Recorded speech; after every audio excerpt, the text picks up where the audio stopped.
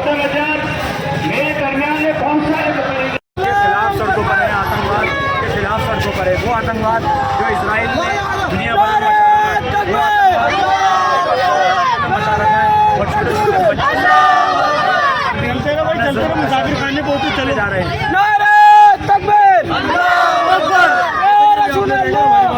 शिया समुदाय के लोगों से इनका ये कहना है कि जो आतंकवाद है इसराइल और अमेरिका उसके द्वारा जो ईरान के सर्वोच्च नेता है अयतुल्लाह अली खामेनेई की उनकी हत्या की गई है, उसके विरोध में जयपुर शहर सहित प्रदेश के अलग अलग राज्यों में ये प्रदर्शन किया जा रहा है और इसराइल और अमेरिका के लगाए जा रहे हैं और इंसाफ की गुहार भी लगाई जा रही है। कैमरामैन सादान के साथ आमिर बेग, हेल्पलाइन न्यूज़ जयपुर।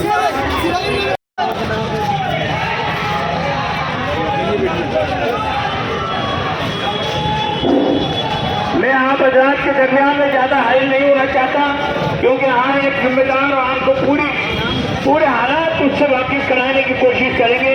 तो आखिर दावाना अल्हम्दुलिल्लाह रब्बिल आलमीन। लोगों के अंदर काफी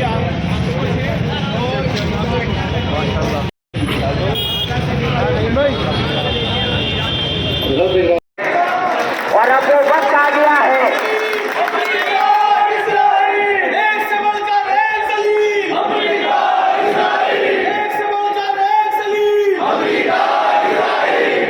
इंशाअल्लाह ताला दुनिया का मुसलमान मिलके न केवल इन गुंडों की गुंडे खत्म करेगा, बल्कि हर उस जानिब से बदला लेगा जो रहबरे मौजूद के कत्ल में वो रायगा नहीं जाएगी। और हम आज अज़्म करके उठे कि जब हक और बातिल की बात होगी तो हक के लिए अगर हमें जान की कुर्बानियां देनी पड़े तो हम इस बात की दरखास्त करेंगे कि इस कायराना हमले को वो निंदा करे और इसके लिए बयान दे। इसी बात को लेकर के ये धरना प्रदर्शन किया गया है। जज़ाकल्लाह खैर। अस्सलाम वालेकुम।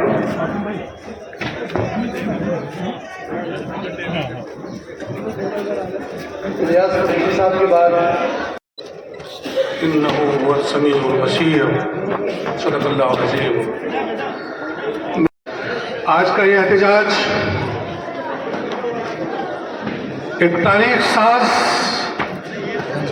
तारीखी मुख्तसर गुफ्तगू करूंगा ना, तवील मेरी गुफ्तगू हस्ब ज़रूरत होगी, लिहाजा मैं पर्ची कल्चर से भी रोकना चाहूंगा। आपको तारीख की उस रुख की तरफ चलना चाहिए। इसराइल का वजूद फरमाया और इस्लाम को टुकड़े टुकड़े कर दिया, आलम इस्लाम के हिस्से बकरे कर दिए।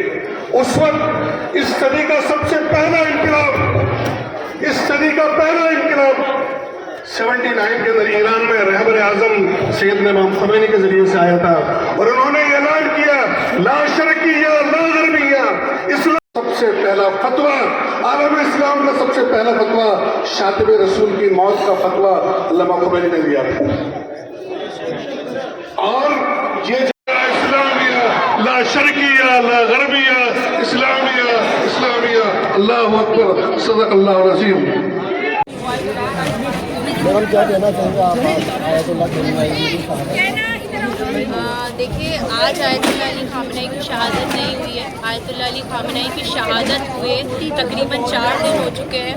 उसके बाद भी कौम के अंदर, कौम के बच्चों में जो जज्बा है वो बता रहा है कि खामेनेई मरकर भी जिंदा है, क्योंकि शहीद कभी मरते नहीं। और खामेनेई इस बात का सबूत दे रहे हैं कि कौम का बच्चा बच्चा लब्बैक खामेनेई चिल्ला रहा है, क्योंकि वो जानता है कि खामेनेई पहले उनके मुहाफिज थे और अब उनके दिलों के अंदर खामेनेई आ चुके हैं। खामेनेई उनकी पर्दाए गैब से मदद अता फरमा रहे हैं और कौम का बच्चा इसीलिए वो जज्बे के साथ आया है, क्योंकि उसे पता है कि अब उसके पास खोने को कुछ नहीं है। एक देखा जा रहा है लगातार ईरान हमले कर रहा है और अमेरिका और इसराइल भी, मुस्लिम देश आज तक अभी आवाज़ नहीं उठा रहे, उसका आप क्या कहना चाहिए? जिन मुस्लिम देशों ने इस्लाम के नाम पर अमेरिका और नेतन्याहू की चूड़ी पहन ली हो, उन मुस्लिम देशों से, देखिए आपने एक नारा नहीं सुना कि 56 मुल्कों का एक भाई, तो हम मान रहे हैं वो हमारी बहनें हैं, वो चूड़ियाँ पहन कर बैठे हैं और उन्हें पहनने दीजिए, क्योंकि जब भाई जिंदा होते हैं तो बहनें जंगों में नहीं जाती हैं। ईरान फ़कत उनका भाई है जो जंगों में जा रहा है और ईरान को ये बता रहा है कि मैं मर्द मुजाहिद हूँ और तुम अरब बुज़दिल हो, नामर्द हो, जो तुम अमेरिका और इसराइल की चूड़ी लुंगियाँ पहनकर बैठे हो। और आप आज भारी संख्या में लोग यहाँ मौजूद थे, तो क्या कहेंगे? भारी संख्या में आप ये बात मत कहिएगा कि भारी संख्या में सुन्नी और शिया थे। ये एक उम्मत थी रसूल की, जो आज आई और बताने आई है कि जब उम्मत एक होती है तो सामने जो बैठा होता है, चाहे वो आले यहूद हो या आले सऊद हो, ये उम्मत बताती है कि हम आले रसूल हैं और हम तुम्हें इस तरीके से जवाब देंगे। देखिए, खामेनाई ने अपने आखिरी भाषण में कहा था कि अगर हमला हुआ तो ऐसा घूसा मुंह पर मारेंगे कि तुम्हारी 7 पुश्तें याद रखेंगे। आप क्या मैसेज देना चाहेंगे? मैसेज यही है कि इजराइल, आप देखिएगा जल्दी आप ये खबर चलाएंगे कि इजराइल हार रहा है, नेतन्याहू हार रहा है, ट्रंप मुंह की खा रहा है, क्योंकि ट्रंप इतना बुज़दिल है कि अल्लाह अकबर की नारा एक बार लगा था और ट्रंप भाग गया था स्टेज छोड़ के। और खामेनाई वो है कि बम ब्लास्ट हुआ था और उसके बाद भी खामेनाई वहाँ पर भाषण दे रहे थे। तो ये कौमी जज्बा है। ये माएँ किसी उस आदमी को पैदा नहीं करती हैं जो बुज़दिल हो और मैदान से भाग जाए। ये माएँ उन लालों को पैदा करती हैं। ये जहरा के लाल हैं, ये अली के मुजाहिद हैं जो जंगों से भागा नहीं करते, जंगों से फर्रार नहीं होते। ये हैदर कर्रार के बच्चे हैं, ये लड़ेंगे और ता कयामत लड़ेंगे। हमारे मासूम बच्चे भी लड़ेंगे। और ये बात इस चीज़ की नहीं है कि हम किसी देश से जंग करना चाहते हैं, हम किसी देश से जंग नहीं चाहते हैं। हम सिर्फ एक मैसेज देना चाहते हैं कि ये बात हमारे पहले काबे की है और काबे के लिए मुसलमान शहीद होने को तैयार है। और जो लोग हम पर ये सवाल उठा रहे हैं कि तुम हिंदुस्तान में रहते हो, खामेनाई पर क्यों रो रहे हो, क्यों ना रोए भाई। बुद्धिस्ट के लिए दलाई लामा है, क्रिश्चियंस के लिए उनके पोप है, हमारे लिए हमारा रहबर खामेनाई था। और अगर आप कल को ये बोलोगे कि आप सऊदी क्यों जाते हो, आप तो हिंदुस्तान के वफादार बनकर रहो, हज और उम्रा पे मत जाओ, तो जाना छोड़ देंगे क्या आप लोग? कोई नहीं छोड़ेगा। ये कौम कभी भी बुज़दिली के साथ नहीं आगे जाएगी। ये कौम मर जाएगी पर किसी ऐसे नेता के आगे घुटने नहीं टेकेगी जिसने हमारे मासूम बच्चों का खून बहाया हो, जिसने बेगुनाहों को कत्ल किया हो। हमारे बूढ़े बुजुर्ग, उनकी क्या गलतियां थी? उन्हें गोलियां मार रहे हैं नेतन्याहू, तो क्या 86 साल का बुजुर्ग मरते मर गया, उसके आगे घुटने नहीं टेके? और इजराइल सोच रहा है कि हमारे ये जवान इनके आगे घुटने टेक देंगे, तो ये इजराइल की सबसे बड़ी गलतफहमी है। इजराइल कौन है? नेतन्याहू कौन है? नेतन्याहू एक वॉर क्रिमिनल है।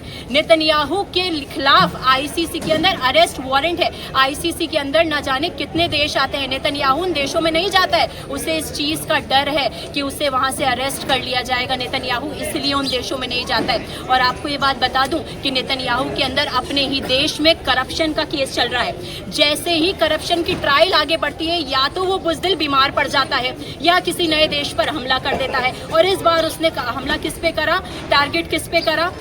खामेनाई पर। क्यों किया? क्योंकि वो जानता था कि वो जेल जाएगा, क्योंकि वो जानता था कि वो तमाम दुनिया के अंदर उसको थू कर रहे हैं लोग। नेतन्याहू का नाम लेते ही लोग कहते हैं कि नामुराद है, बुज़दिल है, बद अखलाक है। और वही हाल नेतन्याहू का है। एप्स्टीन फाइल का नाम सबने सुना है। जैसे ही एप्स्टीन फाइल का मुद्दा उठने लगा, नेतन्याहू ने सोचा अमेरिका में ही घिर रहा हूँ। नेतन्याहू के आधे से ज़्यादा सैनिक खुद अमेरिका के खिलाफ हैं। अमेरिकी सैनिक कह रहे हैं कि हम नेतन्याहू और इजराइल के लिए नहीं लड़ना चाहते। उसके बावजूद ये बुड्ढा, ये बेवकूफ़, ये मैं क्या कहूँ उसके लिए, ये बेवकूफ़ शख्स है जिसके बारे में आप ये मान लीजिए कि ये पागल खाने से भागा हुआ पागल है जो हर किसी के पीछे भागता है। ये वो पागल कुत्ता है जिसे गोली मारने की ज़रूरत है, क्योंकि पागल कुत्ते जब पागल हो जाएं तो उन्हें गोली मार दी जाती है। और यही हाल ईरान, नेतन्याहू और इजराइल का करेगा। क्या बोल रहा है अमेरिका? अमेरिका बोल रहा है कि ईरान का जो अगला सुप्रीम लीडर बने वो अमेरिकी प्रेसिडेंट किससे पूछ के बने? ट्रंप से पूछ के। तुम्हारे बाप का राज है? ईरान तुम्हारे बाप का है? ईरान हमारे बाप का है। ईरान के अंदर सुप्रीम लीडर वही बनेगा जिसे उम्मा चाहेगी, जो उम्मा के हक में बोलेगा। नेतन्याहू या ट्रंप के कहने से हम सुप्रीम लीडर नहीं चुनते। ये वो कौम है जो मरते मर जाएगी, पर नेतन्याहू और अमेरिका के आगे घुटने नहीं टेकेगी। भारत सरकार के लिए कुछ कहना चाहेंगे? देखिए, भारत सरकार के लिए मैं कुछ नहीं कहना चाहती हूँ, सिर्फ इतना कहना चाहती हूँ कि भारत सरकार के मेहमान बनकर 130 नेवी के जवान आए भारत सरकार ने उन्हें मेहमान बना के बुलाया और महासागर में, हिंद महासागर में उस नेवी को डुबा दिया गया। भारत सरकार को जवाब देना चाहिए कि हमारे मेहमान थे, उनके ऊपर कब हमला किया गया जब उन्हें नहीं पता था कि उन पर हमला किया जाएगा। ये बुज़दिली है। हमारे मेहमान थे, वो भारत के मेहमान थे, उन्हें डुबो दिया गया। भाई हम कब तक नहीं बोलेंगे? हम बोलेंगे। मैं बता रही हूँ कि किसी लीडर का स्टैंड कुछ भी हो, हिंदुस्तान की उम्मा एक है और वो ईरान के साथ है।